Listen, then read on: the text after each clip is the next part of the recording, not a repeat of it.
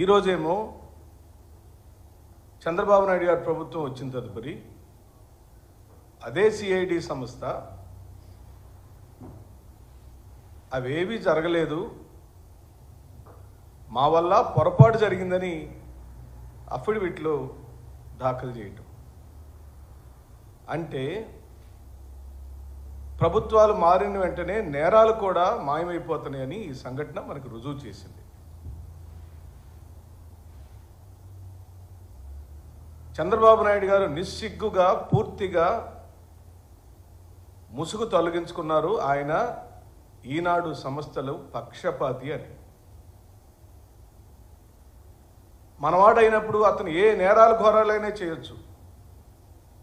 అతను మనల్ని, మన సంస్థలను, మన అధికారాన్ని, మన అధికారంలోకి రావాల్సిన అంశాలను ఇస్తే చాలు. అది చంద్రబాబు నాయుడు గారు ఈ రోజున మార్గదర్శి కేసులో పూర్తిగా అధికార దుర్వినియోగం చేశారు.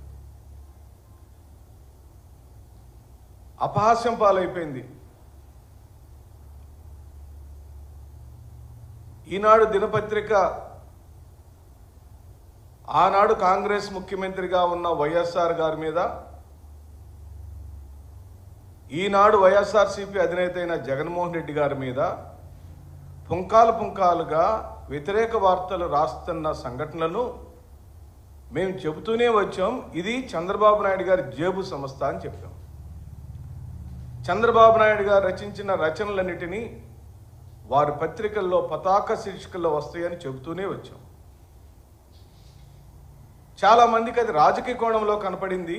మేమైతే పూర్తిగా చంద్రబాబు నాయుడు గారు, రామోజీరావు గారు వ్యక్తిగతంగా వైఎస్ రాజశేఖర రెడ్డి గారిని, వైఎస్ జగన్మోహన్ రెడ్డి గారిని రాజకీయ పతనం చేయాలని కంకణం కట్టుకున్నారనేది జగమెరిగిన సత్యం. ఏ ఒక్క రోజు కూడా ఆనాడు రాజశేఖర రెడ్డి గారి మీద కానీ, తదుపరి జగన్మోహన్ రెడ్డి గారి యొక్క పరిపాలన అంశాలను ఏ ఒక్క రోజు కూడా ఒక మంచి కార్యక్రమాన్ని చెప్పిన పాపాన్ని పోలేదు. జగన్మోహన్ రెడ్డి గారిని దింపాలి, చంద్రబాబు నాయుడు గారిని సీఎం చేయాలి. జగన్మోహన్ రెడ్డి గారిని ఎందుకు దింపాలి? మన సంస్థల్లో జరుగుతున్న అక్రమాలను గుర్తించినటువంటి సబ్ రిజిస్ట్రార్ గారు, చిట్ ఫండ్లకు సంబంధించినటువంటి సబ్ రిజిస్ట్రార్ గారు సిఐడి కేసు కంప్లైంట్ ఇస్తే 2023 జగన్మోహన్ రెడ్డి గారికి నిజంగానే మార్గదర్శి మీదనో, మార్గదర్శి చిట్స్ మీదనో, ఈనాడు దినపత్రికల మీదనో వ్యక్తిగత ద్వేషం ఉండుంటే 2019 జూన్ నుంచే మీ మీద కక్ష సాధింపు చర్యలు జరిగుండేవి కదా. ఇంకొక మారు నేను సుస్పష్టంగా ఈ రాష్ట్ర ప్రజలకు, తెలుగుదేశం పార్టీ శ్రేణులకు, ఈనాడు యాజమాన్యానికి, రామోజీరావు గారి కుటుంబ సభ్యులందరికీ కూడా నేను మనవి చేస్తున్నాను. ఇది మీ కుటుంబానికి, జగన్మోహన్ రెడ్డి గారి కుటుంబానికి సంబంధించిన అంశం కానే కాదు, లేదా తెలుగుదేశం పార్టీకి, వైఎస్ఆర్ కాంగ్రెస్ పార్టీకి సంబంధించిన అంశం మరేమీ కాదు. ఇది కేవలం ప్రజలకు సంబంధించిన ధనాన్ని, మీ సంస్థకున్న రెప్యుటేషన్ నమ్మి మీరు మంచివారని, వారి ఖాతాలను జాగ్రత్తగా చూస్తారని, మీ దగ్గర డబ్బులు దాచిపెట్టుకుంటే సకాలంలో డబ్బులు చెల్లిస్తారని, వాళ్ళకు వచ్చిన ప్రైజ్ మనీని మీ దగ్గర ఉంచుకోకుండా సకాలంలో ఇస్తారనే నమ్మకంతో మీ దగ్గరికి చందాదారులు డబ్బులు కట్టారు. షూరిటీలు సమర్పిస్తే ఆ షూరిటీల విషయంలో కూడా మీరు కొర్రీలు పెడుతూ వచ్చారు. మళ్ళీ షూరిటీలు కావాలని అడుగుతూనే వచ్చారు. ఇవన్నీ కూడా మేం చెబుతున్న కథనాలు, మేము ఇస్తున్న సమాచారమో కాదు. సిఐడి సంస్థ స్వయాన దర్యాప్తు చేసింది, కావలసిన ఆధారాలు సేకరించింది, ఆ ఆధారాలన్నింటినీ కోర్టుకు సమర్పించింది. వైఎస్ జగన్మోహన్ రెడ్డి గారి ప్రభుత్వంలో ప్రాసెస్ మొదలైంది 2023లో. 2024 సంవత్సరంలో చంద్రబాబు నాయుడు గారు ముఖ్యమంత్రి అయితేనే కేసు తారుమారైపోయింది. దీన్ని బట్టి ఆంధ్ర రాష్ట్ర ప్రజానీకం మొత్తం కూడా అర్థం చేసుకోమని మనవి చేస్తున్నాం.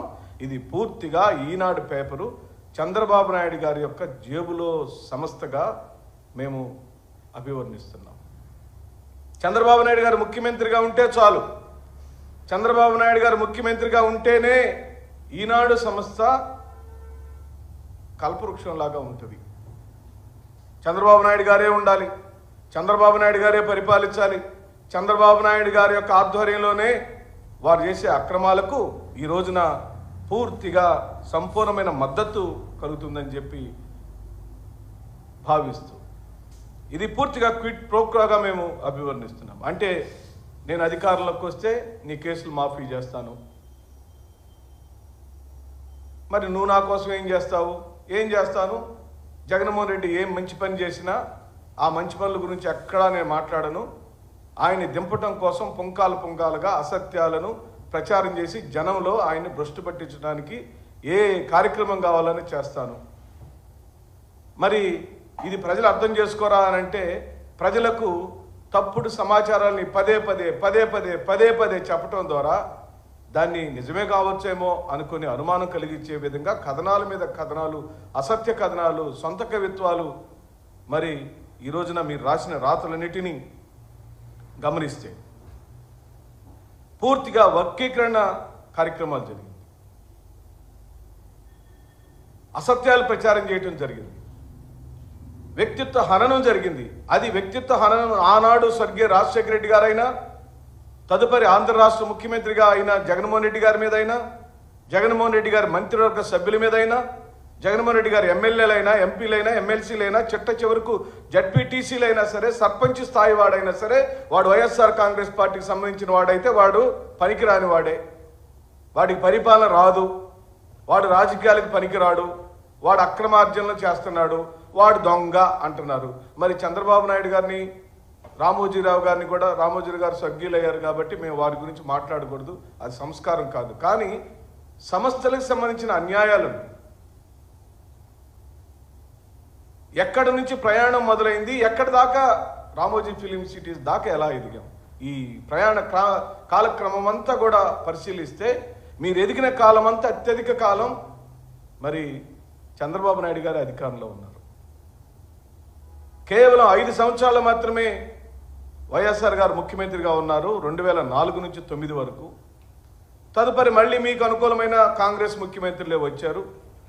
తదుపరి ఈ నిన్న 19 నుంచి 24 వరకు. అంటే వైఎస్ఆర్ గారి కుటుంబం కేవలం ఈ రాష్ట్రాన్ని 10 సంవత్సరాలు మాత్రమే పరిపాలించింది.